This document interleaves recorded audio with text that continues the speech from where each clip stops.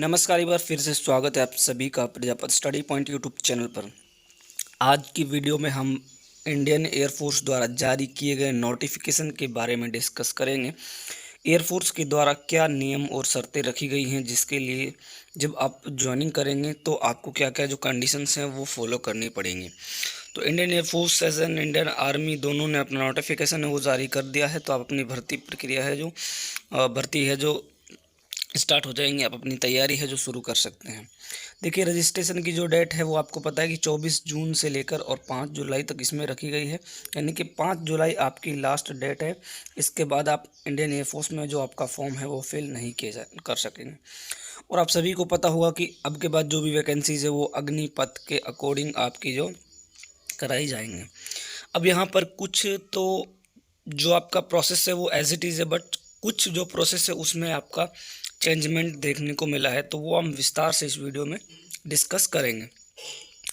तो सबसे पहले तो यहाँ पर देखिए, आपको यहाँ पर following documents to be uploaded applicable as respective candidates. देखिए, इंडियन एयरफोर्स में अभी तक 10वीं के बेस पे कुछ कहा नहीं गया है, ठीक है।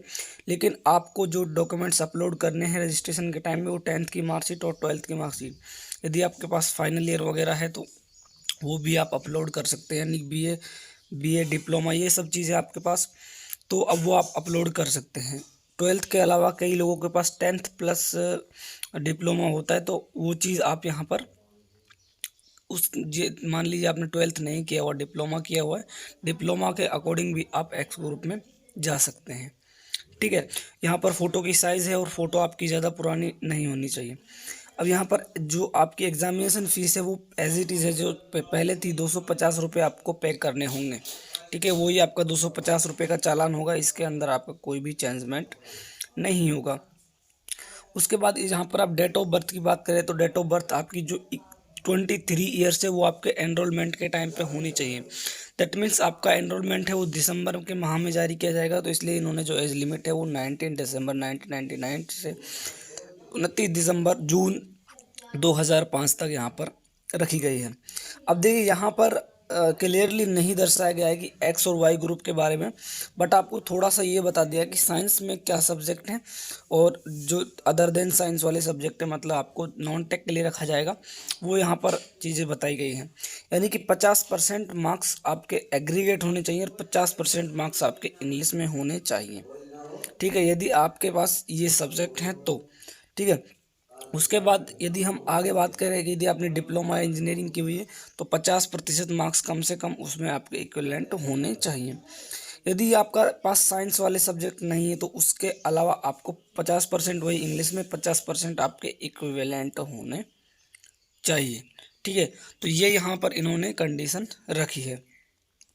अब उसके बाद आपकी जो हाइट है उसमें कोई चेंजमेंट नहीं है। चेस्ट एक्सपेंशन 78 to 82 है, उसमें भी कोई चेंजमेंट नहीं है, ठीक है।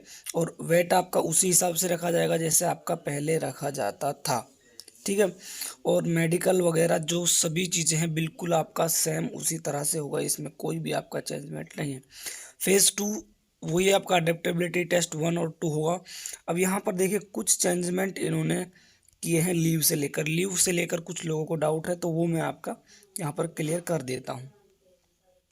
देखिए दोस्तों, लीव के रिगार्डिंग मैं आपको एक बार बता देता हूँ कि बेसिकली जो अग्निवीर होने से पहले जो लीव है वो कुछ इस तरह से होती थी कि कैंडिडेट्स को 60 तो एनुअल लीव दी जाती थी, यानी कि वार्षिक छुट्टियां, ये आपकी 60 छुट्टियां हैं। और 30 छुट्टी यदि आपको कोई भी इमरजेंसी होती है, कोई भी ज़रूरत होती है, इस तरह से आपकी जो कैजुअल लीव है वो यहाँ पर होती थी। पहले सिक लीव का ऐसा कोई प्रावधान नहीं था। सिक लीव है वो आपकी कैजुअल लीव या एनुअल लीव इन्हीं में से आपकी काटी जाती थी। लेकिन इस बार आपको जो छुट्टियाँ हैं, छुट्टी वो थोड़ी कम कर दी गई है। छुट्टी कितनी है आपकी? ओनली 30 डेज की, 1 महीने की।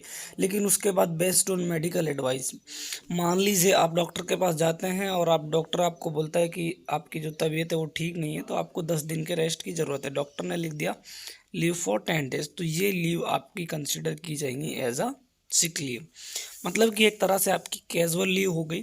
तो इसके अकॉर्डिंग आपको यहाँ पर है जो लीव दी जाएंगे। 1 साल के अंदर 30 ये हो गई, बाकी मेडिकल डिपेंड करती है कि आपका स्वास्थ्य वो कैसा रहता है, ठीक है। अब यहाँ पर देखिए सैलरी के रिगार्डिंग क्या आपका सैलरी के रिगार्डिंग वही कोई चीज़ चेंजमेंट नहीं है, बट क्या है कि जैसे ये जो चीज़ें हैं कुछ लोगों को लग रहा है 21,000 रुपये होंगे, ऐसा नहीं है गाइस।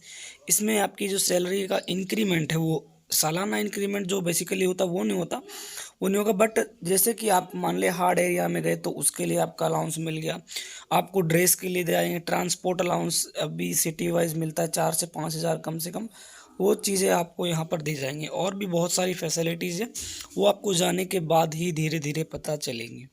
ठीक है, तो कुछ इस तरह से है सिलेक्शन प्रोसेस वगैरह, लगभग ऑलमोस्ट सेम है। अगर कुछ चेंजमेंट होगा तो मैं आपको यहाँ पर अपडेट कर दूँगा। चैनल पर नए हैं तो आप सब्सक्राइब कर सकते हैं और जुड़ सकते हैं इसी तरह की नई अपडेट के लिए। मिलता है नेक्स्ट वीडियो में, तब तक के लिए जय हिंद जय भारत।